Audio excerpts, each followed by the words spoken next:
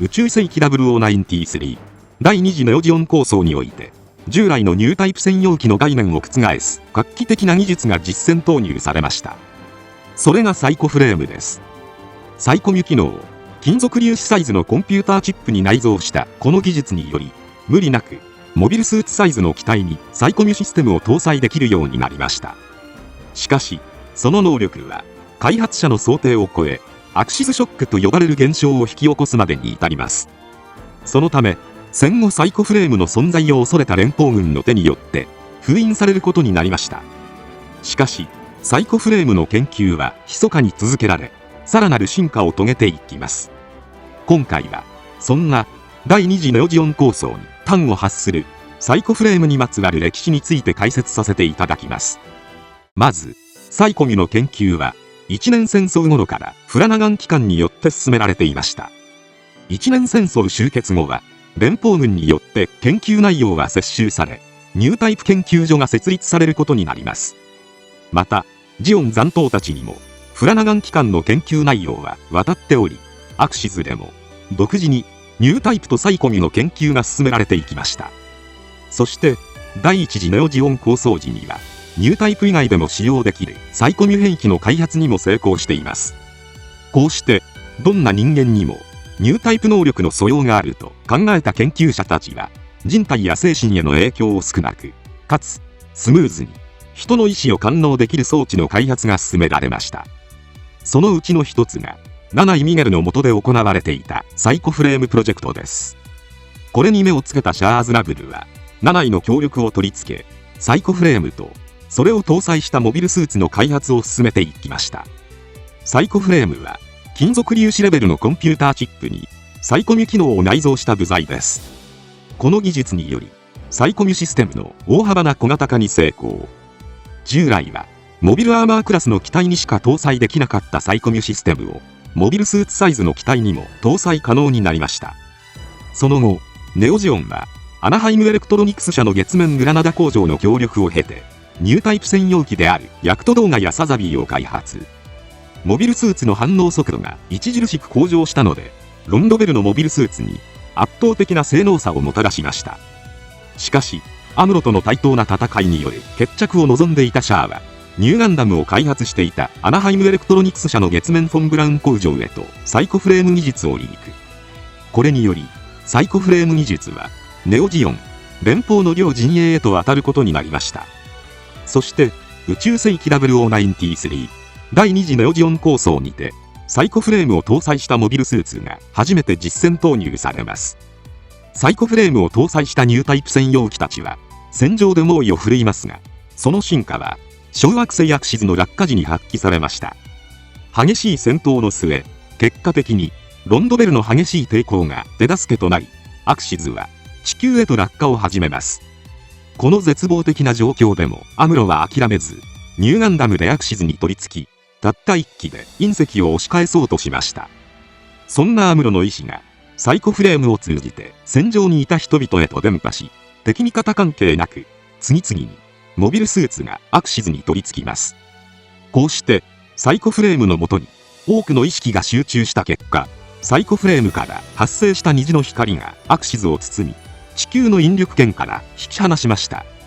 この一連の現象はアクシズショックと呼ばれ、人々の心に、良くも悪くも希望として刻まれます。こうして、まさしく奇跡を起こしたサイコフレームですが、その能力は、開発した研究者たちの想定を超えていました。そのため、連邦は、サイコフレームを、人知を超えた制御が効かない技術として恐怖を抱きます。また、連邦は、アクシズショックが、ニュータイプ的な現象として世間に喧伝されることで、スペースノイドのジオニズム思想の糧になることを懸念しました。そのため、第2次ネオジオン構想後、連邦政府は、表向きには、サイコフレームの研究開発の中止を発表。しかし、発表の裏で、例外としてある計画のために、サイコフレームの研究は進められました。それが UC 計画です。UC 計画は、宇宙世紀O100を契機に、ジオニズム及びニュータイプ神話の根絶を目的に立案されました。ジオンの勢力は、第1次ネオジオン構想や第2次ネオジオン構想を経て大きく弱体化しています。しかし、ジオンの反乱を支えるジオニズムと、その根幹たるニュータイプ思想は、スペースノイドに強く根付いたままでした。そこで、連邦は、ジオン共和国の自治権が連邦政府に返還される宇宙世紀王100を契機に、反連邦政府勢力の根絶を目指します。そのために、人の革新とされるニュータイプ神話を否定できる、アンチサイコマシーンの開発が進められました。そして、全身にサイコフレームを搭載した試験機として、開発コードスタイン01ことシナンジスタインが開発されます。本機は、メインフレームにサイコフレームを採用した際の、機体強度や耐久テストを目的に開発された機体で、2機以上が製造されています。パイロットの脳内イメージを直接機体にフィードバックさせる、インテンションオートマチックシステムを採用したことで、機体精度と追従性は徹底的に向上しています。逆に、パイロットへの負荷は想定されておらず、一般的な兵士では扱えないような機体として完成しました。そして、0094には、うち1機が、連邦とアナハイムエレクトロニクス社の一部の暗躍により、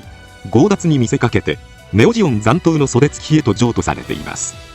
この背景には、UC 計画の成果を大衆へアピールするための下準備の側面があったようです。いくらニュータイプを否定するサイコマシーンを製造しても、肝心の倒すべきニュータイプがいなければ、UC 計画の存在意義がありません。また、第2次ネオジオン構想に敗北し、指導者であるシャアを失ったジオン残党の勢力は大きく弱体化していました。そこで立案されたのが、ジオン残党へのシナンジスタイン譲渡でした。連邦軍は、あえて、ジオン側にサイコマシーンを渡すことで、サイコマシーンを狩るジオンのニュータイプと、連邦の開発したアンチサイコマシーンが対決する構造を作り出そうとしました。つまり、シナンジスタインの譲渡は UC 計画のやられ役作りだったということになります。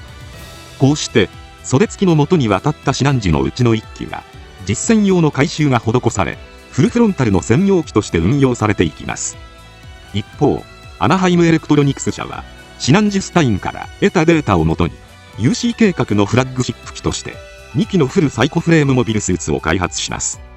それが、RX-0 ユニコーンガンダムとユニコーンガンダム2号機、バンシーです。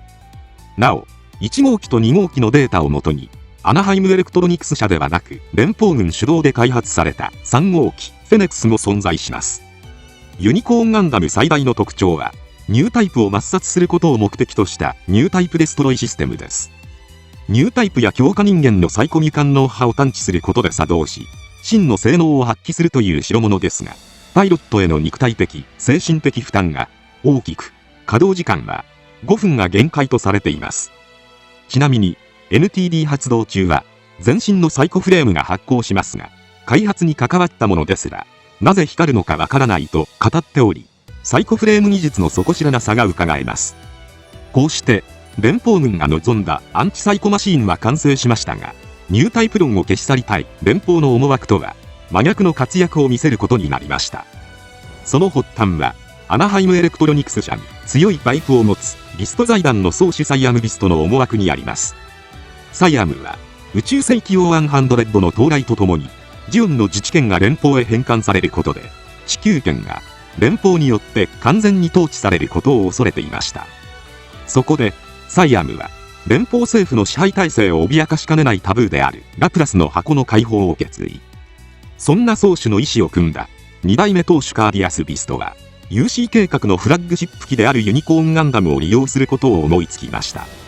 そしてカーディアスはアナハイムエレクトロニクス社とのつながりを利用し、ユニコーンの NTD システム開発の際に密かにラプラスプログラムを組み込みます。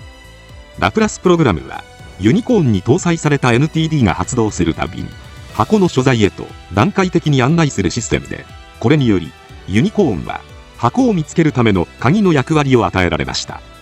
そして0096インダストリアル7にてカーディアスから袖付きへと鍵が譲渡されるはずでしたが、カーディアスの動きを良しとしない妹マーサビスト・カーバインの妨害によって鍵の譲渡は失敗しました。そこで鍵であるユニコーンガンダムを破壊しようと向かった際に息子のバナージリンクスと再会。こうしてバナージがユニコーンガンダムに登場することになり、袖付き、連邦軍、アナハイムエレクトロニクス社、ビスト財団がラプラスの箱をめぐって戦うラプラス事変が繰り広げられました。そして最終的にユニコーンとバンシーは、コロニーレーザーを防ぎ切るほどのサイコフィールドを発生させるなど、人知を超えた力を発揮。結果として、ユニコーンは、連邦の目的に反し、ニュータイプの可能性を示す機体となったため、UC 計画は、宇宙世紀O100を待たずに失敗しました。同時に、サイコフレームの技術は、未だ人類には扱いきれない代物と見放されます。そのため、ラプラス事変後、連邦とミネバ率いるジオン残党の間で、サイコフレームの研究、製造を禁止、及び、ユニコーンとバンシーを封印、解体する協定が結ばれました。しかし、0097には、封印協定があるにもかかわらず、複数のフルサイコフレーム機が稼働しています。まずフェネックスです。もともと、本機は、0095頃にはロールアウトしていましたが、模擬戦闘訓練中に NTD を起動した際に暴走。そして、試験評価員が搭乗していた戦艦を撃沈後、戦闘空域から離脱し、パイロットともども行方不明となりました。そのため、0097には、フェネックスの鹵獲を目的とした作戦、不死鳥狩りが展開されています。本作戦において、サイコフレームを増加装甲として装着したナラティブガンダム、袖付きが運用するシナンジュスタインなど、協定に抵触する機体が次々に投入されました。しかし、本作戦によって、ナラティブとシナンジュは失われた上、フェネックスが再び行方不明となりました。そのため、サイコフレームの研究は停滞し、長らく、サイコフレーム搭載モビルスーツは、歴史の表舞台から姿を消すこととなります。ちなみに、連邦は、サイコフレーム技術が別勢力によって利用されることがないよう、ラプラス事変以降は、特に技術流出の阻止に力を注いでいました。そのため、ラプラス事変から数ヶ月後には研究資料が残されている可能性を懸念し、小惑星アクシスへ特殊部隊マスティマを派遣しています。なお、その懸念は見事に的中。サナリー社からの依頼を受けたブッホコンツェルンが、アクシスへ研究資料の回収のため、地平武装集団バーナムを差し向けていました。この際の騒動によって、サナリーへ基礎研究資料の一部が渡り、O110 から O120 頃には、フォーミュラー計画によって、再びサイコフレームを搭載したモビルスーツが開発されることになります。こうして、連邦、ジオン、アナハイムをめぐるサイコフレーム開発は、一旦は幕を閉じました。そして、宇宙世紀O100、サイド3の自治権は返還され、ジオン共和国は事実上消滅します。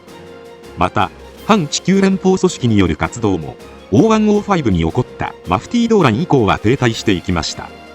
こうして、ジオン公国及びその思想を指針とする組織の消滅により、連邦軍は外敵を失うことになります。また、同時に、第2次ネオジオン構想後から顕著だった軍縮も進み、連邦軍の支配力が大幅に低下していきました。その結果、O120以降に発生した木星帝国やザンスカール帝国などの戦いでは、正規軍にもかかわらず遅れをとっています。連邦は、サイコフレーム搭載機によってニュータイプ神話を否定し、ジオンの系譜を根絶やしにしようと画策しましたが、いざ抵抗勢力がいなくなったことで、連邦の破滅を招くという皮肉な結果となりました。余談ですが、2018年から展開されている UC NEXT100 プロジェクトの一環として、機動戦士ガンダムユニコーン2仮の存在が明かされています。